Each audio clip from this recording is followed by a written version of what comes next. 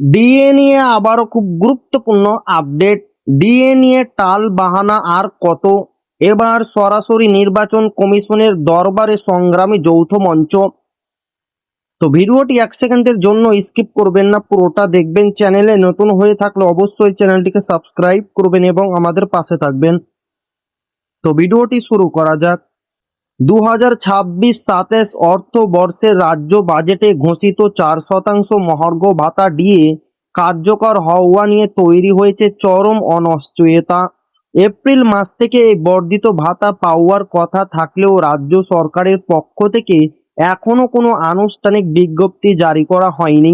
এমনকি সংশোধিত বেতন বিল প্রক্রিয়াকরণ না হওয়ায় রাজ্য সরকারি কর্মচারী, শিক্ষক ও অশিক্ষক কর্মীদের মধ্যে তীব্র অসন্তোষ ছড়িয়ে পড়েছে।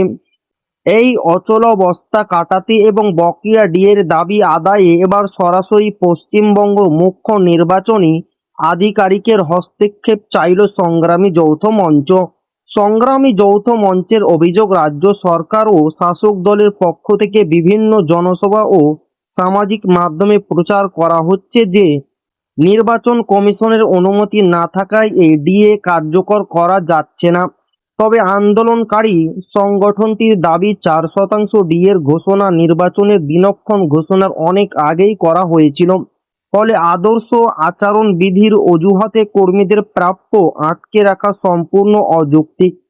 এই বিভ্রান্তি দূর করতে গত 21শে এপ্রিল অতিরিক্ত মুখ্য নির্বাচনী আধিকারিকের সঙ্গে দেখা করে প্রয়োজনীয় প্রমাণ ও নথি জমা দিয়েছে সংগঠনটি।